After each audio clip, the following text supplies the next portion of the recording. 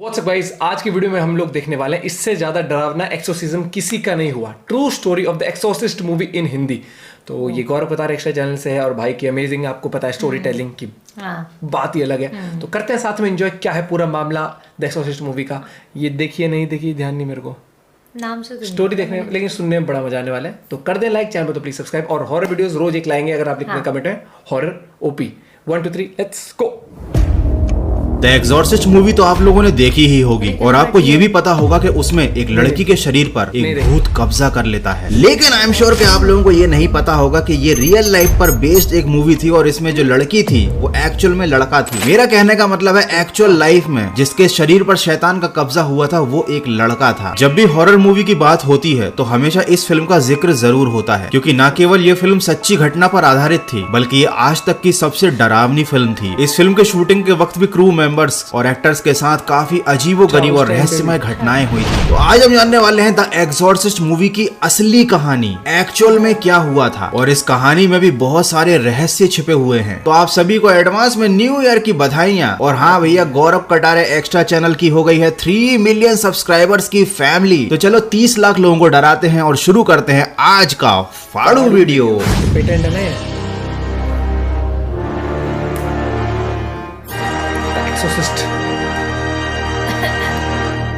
The exorcist movie की कहानी कुछ पुराने डॉक्यूमेंट्स और एक प्रीस्ट की बातों पर आधारित थी। ये प्रीस्ट उस घटना के वक्त वहीं पर मौजूद थे। इस एक्चुअल केस को मैरीलैंड केस कहा जाता है क्योंकि ये घटना वहीं पर घटी थी जिस जगह का नाम था मैरीलैंड, और इस पर विलियम ब्लैटी ने एक नॉवेल लिखा था और बाद में इसी घटना पर बेस्ड एक मूवी बनी थी। ये फिल्म आई थी 1973 में, मतलब 1973 में। इसमें 13 साल की एक लड़की के शरीर पर शैतान कब्जा कर लेता है और 1949 में ये घटना एक्चुअल में हुई थी जिसमें एक लड़के के शरीर पर एक शैतान कब्जा कर लेता है। लेकिन लड़के को मूवी में लड़की से रिप्लेस क्यों किया गया, मतलब लड़कों के साथ ऐसा भेदभाव क्यों? हम लड़के हैं ना, हमारे साथ ऐसा ही होता है। इसके पीछे भी एक बहुत बड़ी वजह है जो मैं आपको बताऊंगा वीडियो के लास्ट में। इस लड़के का असली नाम था रोलैंड डू। इसको घर के लोग रॉबी भी कहते थे। एक दिन 52 साल के रोमन कैथोलिक प्रीस्ट विलियम बॉर्डन को रात में एक अननोन कॉल आती है। विलियम सेंट लुइस यूनिवर्सिटी से पढ़े हुए थे और ये कॉल उन्हीं के दोस्त की थी जिनका नाम था Raymond. And this video is not sponsored by Raymond. Actually में जिस रेमंड की हम बात कर रहे हैं वो एक प्रीस्ट थे। रेमंड ने विलियम को कॉल पर बताया कि उन्हें एक महिला का फोन आया था जिन्होंने ये बताया कि उनके बेटे को किसी अज्ञात शक्ति ने काबू में कर रखा है। विलियम को इन सारी चीजों का करीब 26 साल का एक्सपीरियंस था। जब विलियम ने इस पूरी घटना के बारे में फोन पर सुना तो विलियम ने उस परिवार से मिलने का फैसला किया। ये मीटिंग रोलैंड के घर पर हुई थी। ऑब्वियसली रोलैंड के घर पर ही होगी, किसी होटल में तो होगी नहीं, आखिर रोलैंड को भूत ने जो पकड़ रखा था। मीटिंग के दौरान रोलैंड की मां ने बताया कि उनके लड़के के साथ कुछ अजीबोगरीब घटनाएं हो रही हैं जिसे ना तो वो समझ पा रही हैं ना ही कंट्रोल कर पा रही हैं। इन घटनाओं की वजह से उनके पूरे घर में काफी दहशत का माहौल है। वैसे तो रोलैंड एक काफी शांत स्वभाव का शरीफ लड़का था, लेकिन इन सारी घटनाओं की शुरुआत हुई थी कई दिन पहले जब मिले नाम की उनकी एक आंटी रोलैंड से मिलने आई थी और वो अपने साथ लेकर आई थी ओइजा बोर्ड। आंटी ने घर पर ओइजा बोर्ड लाकर तो दिया और साथ ही साथ रोलैंड को उसे खेलना भी सिखाया। मतलब समझ में नहीं आ रहा कैसी आंटी थी। मतलब अगर ऐसी कोई आंटी मेरे घर पे आ जाए ना तो भाई मैं लात मार के भगा दूं उनको। सीरियसली तुम ऐसा कुछ मत करना। वो आंटी कुछ दिन तक रोलैंड के घर पर रुकी और रोलैंड और उसकी आंटी दोनों मिलकर घंटों तक ओइजा बोर्ड पर आत्माओं से कांटेक्ट करने की कोशिश करते रहते थे। और जब ये सब हो रहा था उस समय रोलैंड के घर वाले क्या कर रहे थे, मतलब सीरियसली तुम्हारे घर का बच्चा ओइजा बोर्ड यूज कर रहा है और घर में किसी को कोई फर्क ही नहीं पड़ता। एनीवेज, ओइजा बोर्ड पर घंटों खेलने के बाद भी उन लोगों का आत्माओं से कभी कोई कांटेक्ट नहीं हो पाया। अब अगर तुम्हारे मन में ये सवाल आ रहा है कि भैया ये ओइजा बोर्ड क्या चीज होती है, तो पक्का तुम नए आए हो, तुम गौरव कटारे एक्स्ट्रा की फाड़ू आर्मी के मेंबर नहीं हो। यार कोई बात नहीं, ये वाला वीडियो देख लेना, इस वीडियो के बाद पता चल जाएगा ओइजा बोर्ड होता क्या है। हाँ, लेकिन केवल वीडियो को देखना, खेलने की कोशिश मत करना। 15 जनवरी 1949 रोलैंड के घर पर रात के समय पानी की बूंदों के टपकने की रोज आवाज सुनाई देने लगी और रात में ये आवाज घर के हर मेंबर को सुनाई देती थी। सभी को लगा था कि कोई नल लीक कर रहा होगा, लेकिन जब नेक्स्ट डे चेक किया गया तो ऐसा कुछ भी नहीं था। कोई नल लीक नहीं कर रहा था। घर वालों ने इस घटना पर ज्यादा ध्यान नहीं दिया, लेकिन फिर ये घटनाएं रोज होने लगी। रोज रात को 2 बजे के बाद पानी के टपकने की आवाज आती थी। 26 जनवरी की रात को अचानक उनके घर पर एक फोन आया। वो फोन उनके रिश्तेदार का था, जिन्होंने बताया कि वो आंटी जो ओइजा बोर्ड लेकर आई थी वो अब इस दुनिया में नहीं रही। उनकी रहस्यमय तरीके से मौत हो चुकी थी। मतलब किसी को उनके मरने की वजह नहीं पता थी। वो आंटी काफी ज्यादा हेल्दी थी, उन्हें कोई बीमारी भी नहीं थी। फिर पता नहीं कैसे वो इतनी कम उम्र में मारी गई। वैसे मैं बताऊं, और खेल लो ओइजा बोर्ड, लग गया ना काम। लेकिन जब रोलैंड को इस बारे में पता चला तो वो काफी सैड हो गया, क्योंकि वो अपनी इस आंटी से काफी ज्यादा क्लोज था। अब आंटी की मौत के बाद उनके घर में रात के समय पानी के टपकने की आवाज के साथ साथ किसी के चलने की आवाजें भी सभी को सुनाई देने लगी। एक दिन घर के सभी मेंबर ने उनके घर में लगी हुई भगवान की तस्वीर को हिलते हुए देखा। ये तस्वीर ऐसे हिल रही थी जैसे कि कोई इसे गिराने की कोशिश कर रहा हो। लेकिन इन घटनाओं का सिलसिला रुका नहीं। चीजों का अपने आप हिलना,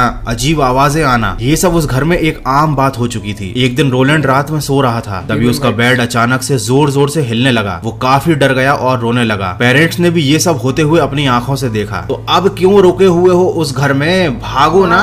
लेकिन नहीं भाई साहब, कोई बड़ा कांड होने का इंतजार कर रहे हैं सब लोग। आप में से बहुत से लोग सोच रहे होंगे कि शायद भूकंप आया होगा इसलिए बेड हिल रहा होगा, लेकिन भाई साहब केवल रोलैंड का बेड हिल रहा था। इसका मतलब वहाँ पर कोई भूकंप नहीं आया था। 26 जनवरी 1949 रोलैंड के शरीर पर अपने आप कटे हुए घाव के निशान उभरने लगे। जब डॉक्टर को दिखाया गया तो डॉक्टर इस बारे में कुछ भी नहीं पता लगा पाए। उनका कहना था कि रोलैंड एकदम ठीक है और ये सारे घाव के निशान उसने खुद ही अपने शरीर पर बनाए होंगे। ऑब्वियसली डॉक्टर्स और बोल भी क्या सकते हैं। लेकिन उसके बाद रोलैंड की फैमिली ने एक और कांड किया। उन्होंने ओइजा बोर्ड को वापस निकाला और सारे मेंबर्स ने उस मरी हुई आंटी से कांटेक्ट करने की कोशिश की ताकि वो ही कुछ रोलैंड की हेल्प कर पाए। लेकिन भाई साहब, ना उस आत्मा से कोई कांटेक्ट हुआ, ना रोलैंड की कोई हेल्प हुई। हुआ तो उससे भी ज्यादा बुरा कि भाई रोलैंड की हालत और ज्यादा बिगड़ गई। रोलैंड की इस बिगड़ती हुई हालत को देखकर उसकी मम्मी हमेशा रोलैंड पर चिल्लाती थी और यही कहती थी, और चला ले मोबाइल दिन भर। आई वाज जोकिंग, रोलैंड के साथ ऐसा कुछ नहीं होता था। उसकी मम्मी ये सब नहीं कहती थी। लेकिन अगर आपकी मम्मी आपसे यही कहती है तो मुझे कमेंट करके जरूर बताना। इन सारी घटनाओं के बाद घर में एंट्री हुई रेमंड बिशॉप की। ये वही प्रीस्ट थे जिन्होंने कॉल करके विलियम को बुलाया था। दोनों ने घर में आकर भूत को भगाना स्टार्ट किया। उन्होंने एक्सॉर्सिज्म की प्रोसेस को स्टार्ट किया। इस प्रोसेस के दौरान रोलैंड काफी ज्यादा तड़पता था। वो काफी अजीब आवाजें निकालता था और ये नजारा काफी ज्यादा डरावना था। विलियम ने फैसला किया कि इसके शरीर में से शैतान को निकालना ही पड़ेगा, नहीं तो ये लड़का नहीं बच पाएगा। इन दोनों प्रीस्ट ने मिलकर नोट्स बनाना स्टार्ट किए एक्सॉर्सिज्म की पूरी प्रोसेस के। उन्होंने इस एक्सॉर्सिज्म की प्रोसेस के दौरान हर घटना को रिकॉर्ड किया अपने नोट्स में और फाइनली सब कुछ अच्छा हो गया। रेमंड सही हो गया, उसके शरीर से शैतान निकल गया। विलियम और रेमंड दोनों अपने अपने घर चले गए। लेकिन ये शैतान की एक चाल थी, क्योंकि उसी रात को ठीक 2 बजे फिर से शैतान ने रोलैंड के शरीर पर कब्जा कर लिया। फिर से रेमंड्स और विलियम को बुलाया गया। उन्होंने फिर से एक्सॉर्सिज्म की प्रोसेस को किया। लेकिन अब इस प्रोसेस का कोई फायदा नहीं हो रहा था। एक्सॉर्सिज्म की प्रोसेस के दौरान सभी अड़ोसी पड़ोसी लोगों को पता चल गया था कि इस घर में कुछ तो गड़बड़ चल रही है। फिर दोनों प्रीस्ट ने फैसला किया कि रोलैंड को लेकर हॉस्पिटल में ले जाया जाएगा, ताकि वहां पर ये एक्सॉर्सिज्म की प्रोसेस को और शांति से कर सकें, ताकि वहां पर कोई उन्हें डिस्टर्ब ना करे। ये वो हॉस्पिटल था जो इन दोनों के दोस्त का ही था। ये एक कैथोलिक हॉस्पिटल था। दोनों प्रीस्ट का ये भी मानना था कि मे बी इस घर में कुछ गड़बड़ है, यहाँ पर शैतान का कब्जा है, जिस वजह से रोलैंड ठीक नहीं हो पा रहा। फिर हॉस्पिटल में रोलैंड को ले गए, उसके साथ एक्सॉर्सिज्म किया गया। इस एक्सॉर्सिज्म के लिए और भी कई सारे प्रीस्ट को बुलाया गया, जिनमें से कि एक का नाम था पी वॉल्टर। ये वो प्रीस्ट थे जिन्होंने इस एक्सॉर्सिज्म में बहुत ज्यादा महत्वपूर्ण किरदार निभाया था। उन्होंने बाद में अपने सारे डॉक्यूमेंट्स डिस्कवरी चैनल को दे दिए थे रोलैंड की घटना के ऊपर एक डॉक्यूमेंट्री बनाने के लिए। उनका कहना था कि रोलैंड हवा में लेविटेट करता था और ये घटनाएं पी वॉल्टर ने अपनी आंखों से देखी थी। एक्सॉर्सिज्म के दौरान रोलैंड सभी प्रीस्ट को गालियां देता था, उनके ऊपर थूक देता था, कभी कभी पेशाब भी कर देता था। एक बार तो रोलैंड ने अपना हाथ रस्सी से खोलकर वॉल्टर की नाक तोड़ दी थी। लेकिन फिर भी किसी भी प्रीस्ट ने हिम्मत नहीं हारी, क्योंकि उन्हें रोलैंड की जान बचानी थी, उसे शैतान के कब्जे से मुक्त कराना था। इसलिए वो सब लगे रहे, एक्सॉर्सिज्म की प्रोसेस करते रहे। एक बार रोलैंड ने उन लोगों से एक पेपर और पेन मांगा और रोलैंड ने कागज पर लिखकर जो प्रीस्ट को दिखाया, उसे देखकर सब लोग हैरान रह गए। उस पेपर पर लिखा था कि गौरव कटारिया एक्स्ट्रा के इस वीडियो को लाइक कर देना। नहीं,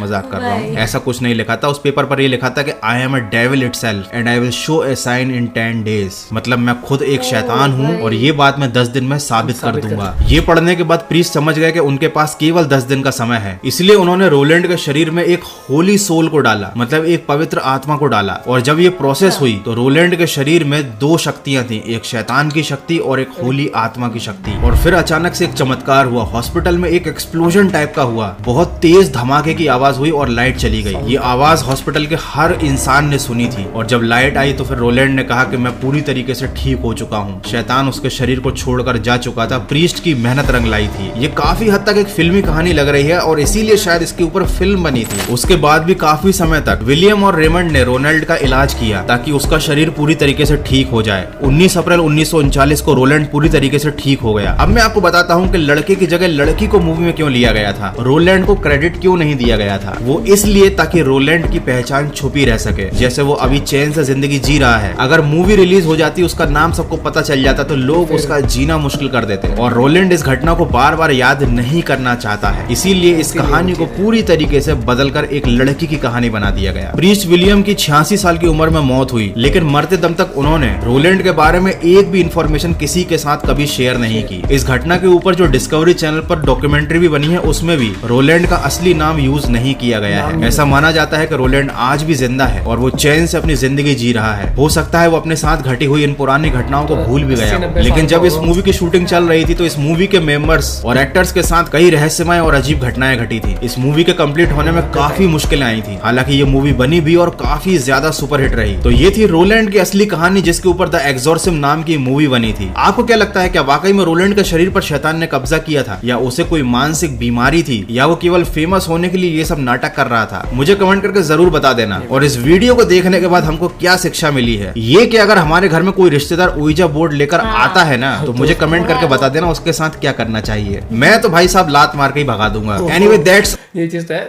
कई बार वो जिज्ञासा रहती है ना, रिश्तेदार तो अच्छी चीजें लाओ, खाने की लाओ, फल फ्रूट लाओ, ओइजा जो बोर्ड बोर्ड ले। कौन लाता है। मुझे कभी कभी ऐसा लगता है कि ये जो मूवीज होती हैं इस तरीके की, ये कई बार सिर्फ अंधविश्वास फैलाने के लिए भी कर देते हैं कई बार, क्योंकि इन रियलिटी नहीं जानते ना। जब इन रियलिटी जो बंदा है उसका ही वो नहीं बताया कि कौन था वो, क्या पता वो जिस बंदे ने स्टोरी दी हो वो उस तरीके से अफवाह फैलाना चाहता हो, उस तरीके से उसने कर दिया। लेकिन मूवी बनी है और बताया जाता है बहुत इंटरेस्टिंग मूवी है। पुरानी मूवी ना, पुरानी मूवी देखनी ये होगी नहीं, इसने क्या रखा 1990 से पुरानी पिक्चर देखती नहीं है ये, क्योंकि ये उससे पहले पैदा हो गई थी तो इसलिए देखती नहीं है। ये क्या लॉजिक हुआ? बता, आज तो असली उम्र बता दे। भारत की आज़ादी के 5 साल बाद पैदा हुई थी ये। बस ये तो एंटी एजिंग क्रीम यूज करती है गाइस। बाकी लेकिन स्टोरी बहुत अमेजिंग तरीके से बताई और ऐसा लग रहा है पूरी मूवी ही एंजॉय कर रहे हैं गौरव भाई इस तरीके से बताई। और ये मूवी मेरे हिसाब से जिसने देखी है जरूर बताना। और हमने भाई के कहने पर ही मैं वेरोनिका देखी थी, याद है? वेरोनिका देखी थी भाई साहब, वेरोनिका की वाइफ बहुत गजब थी। बाकी आप इनके चैनल पे वो सब भी देख सकते हो, टिकटॉक की भूतिया वीडियोस जो हमने काफी रिएक्ट किया हुआ है, अमेजिंग वीडियोस इनके चैनल पे, नो डाउट। मैं मूवी देखूंगी, सजेस्ट भी कर सकते हैं। बाकी मिलते हैं एक वीडियो के साथ, bye, have a good day, take care.